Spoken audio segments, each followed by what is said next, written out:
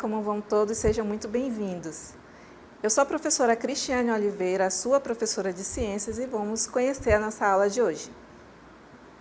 Nossa aula de número 34, objeto de conhecimento, misturas homogêneas e heterogêneas, detalhamento do objeto, substâncias simples e compostas. Então, vamos começar a nossa aula?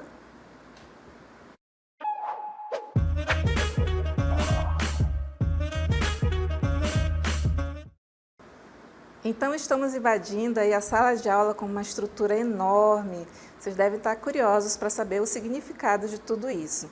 Hoje vamos falar de substâncias simples e compostas. E nada melhor do que mostrar modelos para fazer esse estudo, porque substâncias tratam-se de pequenas partículas tão pequenas que não dá para visualizar nem em microscópio. Mas, segundo alguns estudos de especialistas dentro dessa área, que é a área da química, eles conseguiram formular, na verdade, modelos de moléculas de substâncias, e esse aqui é um exemplo deles. Tá? Uma longa cadeia carbônica, que está sendo representada aí por essas bolinhas pretas, fazendo pontes de ligação com hidrogênios. Mas a gente vai explicar melhor algo sobre essa estrutura aí, com o passar da aula. Então, para iniciar nossa aula, nós precisamos daqueles conceitos básicos sobre o assunto. O assunto é substância. E o que é substância? Imagine agora, vou tocar aí na questão da criatividade. Feche os olhos e imagine um universo formado por minúsculas partículas de Lego. Isso mesmo, aquele brinquedinho de blocos de montar que tem tamanhos e cores variadas. Agora imagine esse brinquedo, cada um representando um tipo de átomo. Esses átomos podem se unir de diferentes maneiras, criando estruturas incríveis, chamadas de substâncias. Mas ainda não consigo visualizar, professora, o que a senhora quer falar sobre substância. Vamos enfatizar um pouquinho mais, utilizando um outro exemplo, que pode ser esse exemplo do seu dia a dia. Imagine como a gente faz um bolo. Nós temos aí ingredientes para fazer esse bolo, cada um tem sua propriedade, propriedades únicas que definem sua natureza. Nós temos aí o açúcar para tratar do sabor, o trigo da textura, a composição da textura, e nós temos aí também outros ingredientes que são colocados para dar cor e sabor ao bolo, dependendo do bolo que você quer fazer. Então, cada componente do bolo, que vai ser utilizado para preparar o bolo, seriam esses os átomos para formar o bolo, que é a substância. Então, é um outro exemplo aí para a gente fazer uma metáfora para exemplificar aí o conceito de substâncias. Então, agora vamos conhecer um pouquinho sobre tipos de substâncias. Nós temos aí as substâncias simples, e vou mexer de novo com o imaginário de vocês. Imagine os blocos de Lego de apenas uma cor. As substâncias simples são formadas por um único tipo de átomo, que seria esse bloco de uma cor apenas, como, por exemplo, o oxigênio, o gás oxigênio, que é formado unicamente de átomos de oxigênio, no ar que respiramos, ou o ferro, que faz parte da composição de panelas da cozinha. Enquanto isso, nós temos também outro tipo de substâncias, que são as substâncias compostas. Agora, imagine blocos de Lego de cores diferentes encaixando uma na outra. Isso mesmo, é dessa forma que se comporta aí a formação composta de substâncias dentro da química. As substâncias compostas são formadas pela união de dois ou mais tipos de átomos, como a água, que é formada pelos átomos de hidrogênio e oxigênio, o açúcar, que vai ser formado basicamente por elementos de carbono, hidrogênio e oxigênio. E esse númerozinho que aparece aí na fórmula da água e na fórmula do açúcar é o índice numérico para dizer quantas vezes se repete aquele átomo dentro dessa molécula, dentro dessa substância aí, que é chamada de substância composta. Então, vamos entender um pouquinho mais sobre essas substâncias, compreendendo as suas características. A começar aí a exploração pelas propriedades. Cada substância possui características especiais, né? São essas as propriedades, como se fossem suas impressões digitais. Essas propriedades nos permitem identificá-las e diferenciá-las. Vamos conhecer algumas delas. A começar aí pelo ponto de fusão e ebulição. Imagine que cada substância tem uma temperatura específica para derreter, né? Nesse caso, nós chamamos isso de ponto de fusão. E outra temperatura específica para virar vapor. E aí estamos diante do ponto de ebulição. Então, nós temos aí essas duas propriedades dentro de um determinado elemento, de uma determinada substância, tá? E se ainda não ficou bem claro, vamos exemplificar. A água, por exemplo, ela vai derreter a 0 grau e ferve a 100 graus, enquanto que o ferro derrete a uma temperatura muito mais alta, cerca de 1538 graus. É só você imaginar, por exemplo, colocando um cubinho de gelo para esquentar numa panela, né? Você vai perceber que à medida que vai aquecendo o cubinho de gelo, ele vai começando a derreter na superfície. Então, na superfície do cubo de gelo, está havendo uma mudança de temperatura. Quando chega a 0 grau, ele derrete. E quando chega a 100 graus, aí a água derretida ela vai se transformar em vapor. Então, são esses dois pontos de mudança dentro dessa substância que são chamados pontos de fusão e pontos de ebulição. Vamos conhecer uma outra propriedade. Essa propriedade se chama densidade. Imagine aí que cada substância tenha um peso próprio por volume. Ou seja, nós temos aí a densidade, né, que é a medida da massa por unidade de volume. Ah, professora, lá vem fórmula, mas essa fórmula aqui é para ajudar vocês a compreender o que significa a densidade.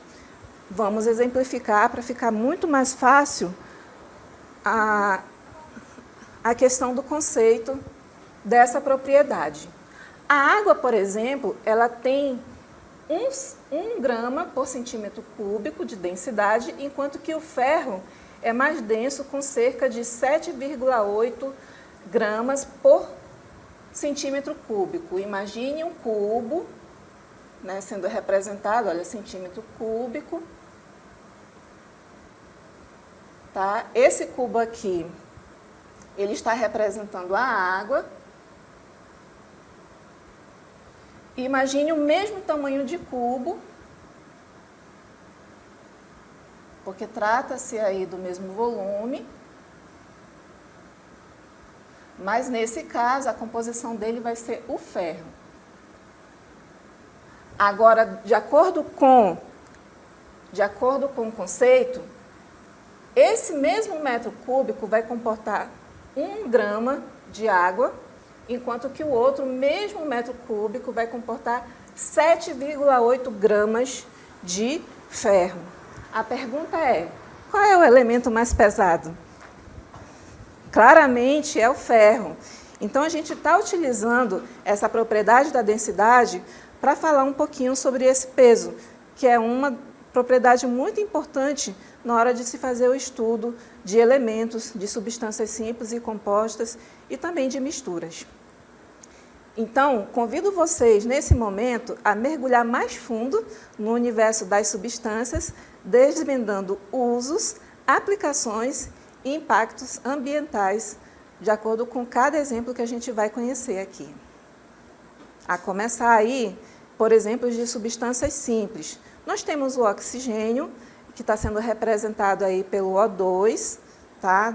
Ou seja, assim, o oxigênio, gás oxigênio, ele tem na sua composição dois átomos de oxigênio, formando essa molécula, que é o gás, que é a substância simples. A importância dele, uma delas, ela é essencial para a respiração de todos os seres vivos. Eu escolhi apenas uma, tem muitas outras aplicações aí para a gente exemplificar a importância, mas imagine só a importância para nós a partir do momento que você faz uma simples observação. Pare de respirar, né? E aí você conta aí o tempo que você consegue ficar sem oxigênio. Não exagera, viu? Isso aí é uma necessidade básica, fundamental para qualquer ser vivo que metaboliza o oxigênio.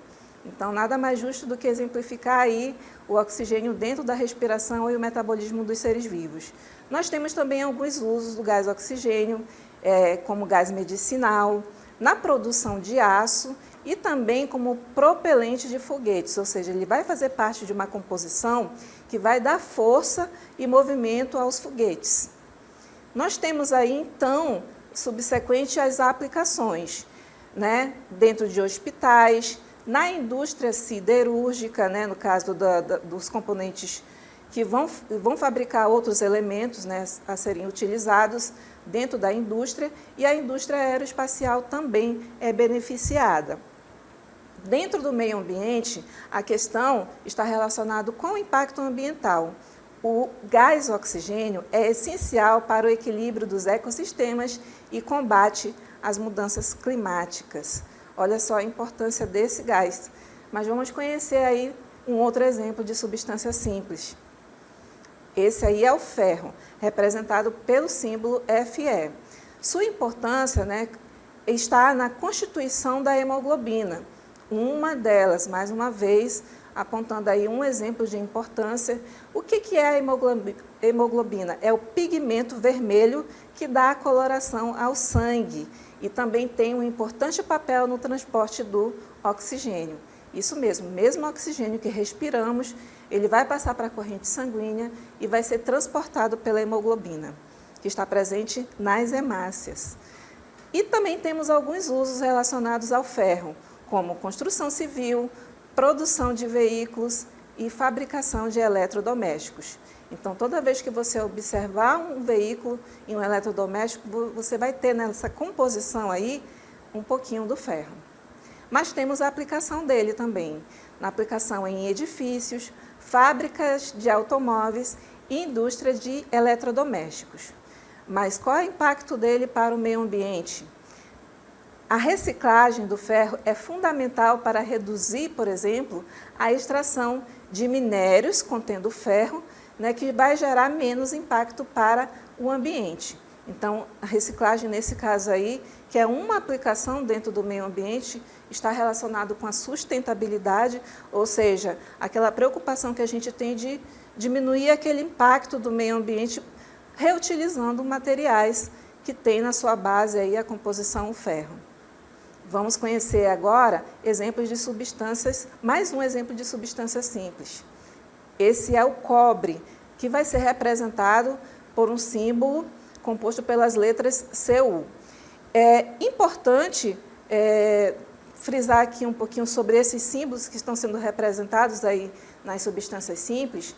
Eles estão presentes, porque você não precisa decorar todos eles, eles estão presentes na tabela periódica.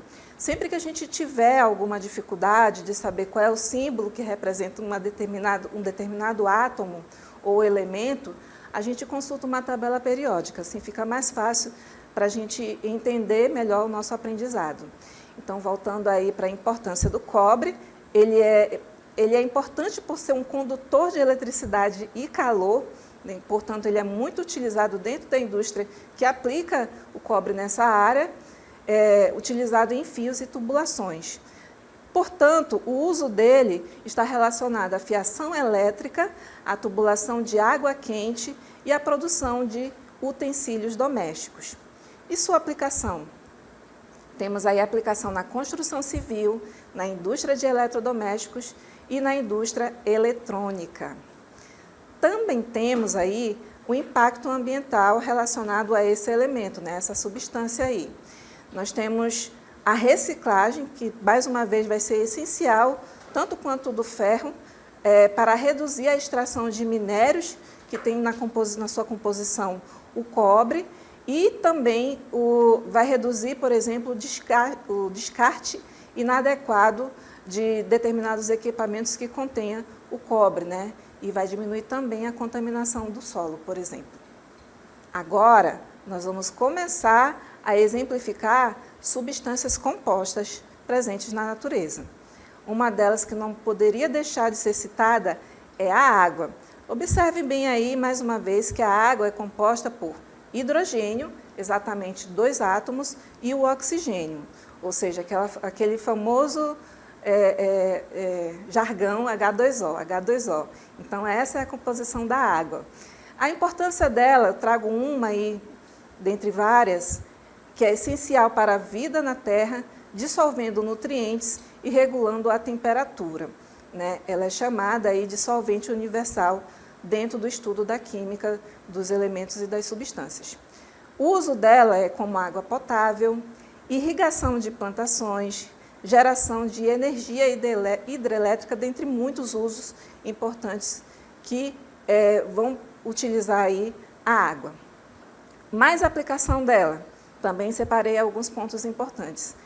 Aplicação nas casas, na agricultura e na usina hidrelétrica, ou seja, são aplicações exemplificadas aí, ligadas às necessidades humanas, fora o impacto dentro do ambiente, né, que é aí o exemplo do impacto ambiental, a conservação e o uso racional dessa substância composta é essencial para garantir a disponibilidade para as futuras gerações. A gente sabe aí o quanto custa ter água potável para a gente utilizar no mínimo na nossa higiene, alimentação, por exemplo. Então, vamos conhecer mais uma substância composta. Essa aí, ela também é comum entre nós, ela é o açúcar. O açúcar, ele tem na sua composição aí carbono, que vai se repetir 12 vezes na molécula, o hidrogênio, que vai se repetir 22 vezes, e o oxigênio, que vai se repetir 11 vezes. Então, trata-se de uma molécula bem grande, bem extensa. Um exemplo muito parecido daquele que a gente viu ali no início da aula, daquela estrutura espacial que a gente também vai ver daqui a pouquinho de novo. A importância do açúcar, né? Trago aqui uma importância para vocês. Ela é uma fonte de energia importantíssima para o corpo. Não serve só para adoçar a vida, não, o açúcar. Ele vai ter uma importância metabólica. Não é à toa aí que ele é estudado, muito estudado dentro do metabolismo da respiração celular. Ele vai ser uma dessas fontes de energia. O uso do açúcar nos alimentos, na produção de doces, bebidas e indústria farmacêutica. Então, eu separei aqui para vocês os usos relacionados à humanidade, né? Nós vamos ter também o açúcar fazendo parte de outros metabolismos dentro da natureza, mas eu separei aqui só relacionado ao homem. Aplicações do açúcar. Nós temos aí nos supermercados, né, que ele é industrializado, é vendido, né, pelo setor terciário. Nós temos aí nas fábricas de alimentos e nos laboratórios farmacêuticos. Isso mesmo, alguns componentes farmacêuticos vão utilizar na sua composição também o açúcar. E no meio ambiente, qual é o impacto para o meio ambiente? Nós temos aí o consumo consciente e moderação é necessário para evitar problemas de saúde e impactos na produção. Então, gente, esse é um recadinho para dizer que o impacto ambiental que eu separei aqui para vocês relacionado ao açúcar está relacionado à saúde. Açúcar é bom sim, mas em excesso pode causar alguns distúrbios na nossa saúde, tá? Causando desequilíbrio aí na nossa qualidade de vida. Nós temos mais um exemplo aí de substância composta, que é o dióxido de carbono. Isso sim, o dióxido de carbono, ele também vai fazer parte da composição de alguns metabólicos, de algumas reações metabólicas dentro dos organismos, mas também ele vai ser liberado em processos de queima. Ele é bem conhecido aí por causa da poluição, né? Quando há queima, há liberação de dióxido de carbono. Mas ele também é uma substância composta que vai ser liberada e vai ser consumida por determinados organismos. Então, ele tem uma importância, né? Em excesso é que vai fazer mal para o ambiente. Uma das importâncias que eu separei aqui, que é um gás essencial para a fotossíntese das plantas. E isso mesmo, planta, a importância de se manter uma floresta em pé está justamente nisso, né? Que ela vai conseguir capturar o gás dióxido de oxigênio, tá? Dióxido de carbono, perdão, para poder assimilar ela dentro do seu metabolismo e assim formar biomassa. Ou seja, a planta, em outras palavras, ela vai crescer capturando dióxido de carbono da natureza. O que ela não consegue fazer é capturar em excesso, né? Porque a planta ela também balanceia o seu metabolismo e ela captura até uma certa medida, até uma certa quantidade. Não dá para fazer milagre, né? Mas nós temos aí alguns usos do dióxido de carbono, né, importantíssimos, refrigerante em extintores, né, não é refrigerante de bebida, está relacionado à refrigeração dentro da composição de extintores para poder combater aí incêndios, né, produção de água gaseificada, isso mesmo, água com gás e refrigerante, por exemplo, vão possuir na sua composição o dióxido de carbono. Temos também aí a utilização dele na indústria química.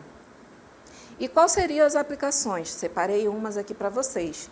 Uma delas aí é a segurança contra incêndio, né, porque vai fazer parte aí do componente de extintores, indústria de bebidas e a indústria química.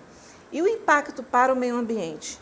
É essencial a redução da emissão desses gases para combater o efeito estufa. Como eu falei, ele em excesso é que vai prejudicar, vai desequilibrar o nosso meio, né, o meio em que vivemos. Isso também acaba acarretando nas questões das mudanças climáticas. Então, vejam bem quanta informação nós temos aí, a exemplo de substâncias simples e compostas presentes na natureza. Qual seria a importância, depois de tudo isso, né, professora? Estudar as substâncias nos permite compreender o mundo ao nosso redor, como os materiais são formados, como funcionam, como interagem com o meio ambiente. Então, à medida que você vai entendendo um pouquinho sobre átomo, substância simples, substância composta, e como elas vão se comportar no meio, compreendendo as propriedades físicas e as propriedades químicas, é que a gente vai conseguir, por exemplo, aplicar aquela substância de forma mais adequada para o homem, para o meio ambiente, enfim, para todos, né? Então, estudar esses compostos também nos permite desenvolver novas tecnologias, ou seja, criar materiais inovadores com propriedades específicas para diversas aplicações. Mas não para por aí. Estudar essas substâncias também nos permite resolver problemas ambientais. Isso mesmo, buscando soluções para a poluição, o uso racional dos recursos naturais e a preservação do meio ambiente. Então, nós temos sim que ter um pouquinho do conceito, um pouquinho da base do estudo das substâncias simples e compostas para o nosso dia a dia. É essa a importância que eu trago aqui para vocês, para a gente relembrar mais uma vez a composição de substâncias simples e compostas. Eu trago aqui os exemplos da água, né? Nós temos aí a água e o oxigênio. Nós temos essas duas substâncias sendo apresentadas aí para vocês.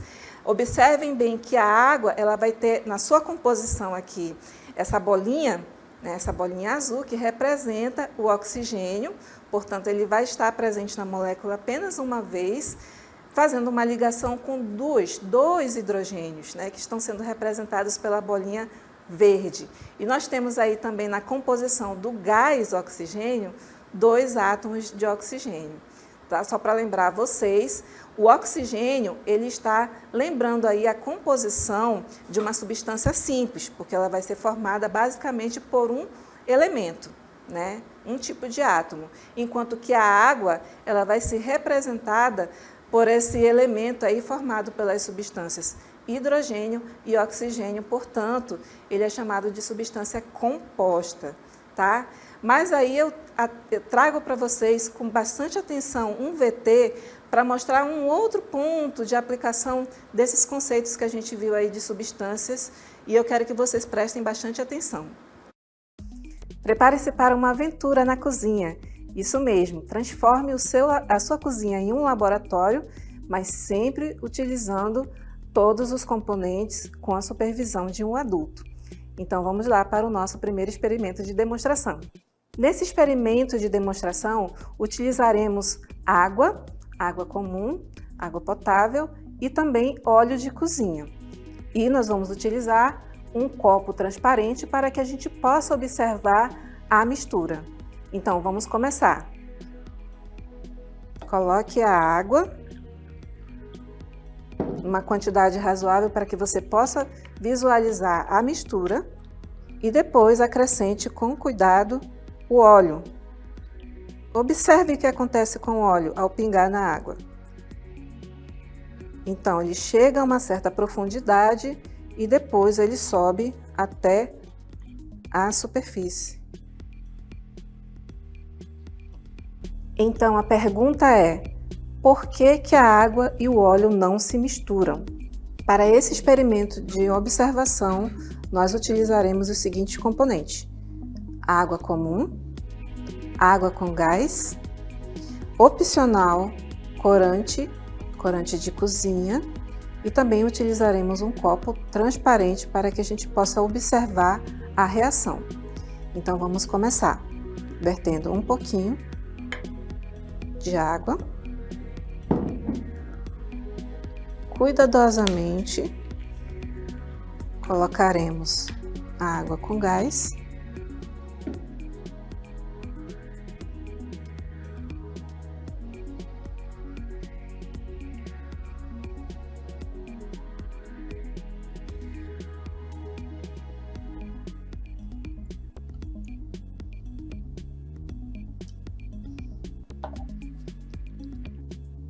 E pingaremos 2 gotas de corante. Observando que o corante ele vai ajudar na visualização da reação da água com gás e a água comum. Observem, e agora fica a seguinte pergunta: por que há uma reação entre água com gás e água comum, uma vez que as duas têm na sua principal composição a água, a fórmula H2O. Utilizamos componentes bem simples que podem ser encontrados numa cozinha, uma vez que essa demonstração aqui ela é bem elementar, mas mesmo não tendo risco na hora de manipular os componentes, é necessário mais uma vez a presença de um adulto para acompanhar nesse experimento de demonstração. Então observem que nós fizemos a mistura de 2 substâncias para fazer essa observação e, após isso, fazemos a anotação e depois pesquisamos o assunto relacionado à composição química desses componentes para tentar entender as suas propriedades tanto físicas quanto químicas. Espero que vocês tenham gostado desse experimento. Então, estamos de volta aí. Em breve sejam experimentos simples, mas eles são chamados de observação, justamente para a gente aplicar os conceitos aprendidos sobre substância simples e composta e introduzir vocês a um outro assunto bem interessante, que trata-se de misturas. Então, estou misturando aí substâncias compostas e trabalhando aí a questão das propriedades, que uma delas principal, bem visível, é a densidade. É por isso que o óleo ele fica acima da água, ele vai ter uma densidade mais leve do que a água. E o segundo experimento está relacionado também à densidade, mas nesse caso da água, e a água com gás. É o gás que está subindo, ele chega a uma certa temperatura, quando troca essa temperatura com a água mais quente, e aí ele tende a subir. Então nós vemos aí 2 fases dessa mistura heterogênea, tanto da água com o óleo, quanto da água com o gás. Então, convido vocês aí, para esse momento de conclusão, para desvendar esse mistério que são essas reações químicas que acontecem simplesmente dentro da nossa casa e a gente nem percebe no dia a dia que está trabalhando com esses componentes, que está utilizando a nossa cozinha aí como um pequeno laboratório. Mas vale aí a dica, né, de segurança para replicar em casa. Use roupas velhas e avental para proteger suas roupas. Tenha ajuda de um adulto para realizar alguns experimentos. Lave bem as mãos após os experimentos, né, se você está utilizando material muito forte. Mantenha os materiais fora do alcance de pequenas crianças para não triscar nesse material, não tocar ou ingerir. Vale aí a dica. Agora lembrem-se, as substâncias simples são formadas por um único tipo de átomo, enquanto que as compostas são formadas por 2 ou mais.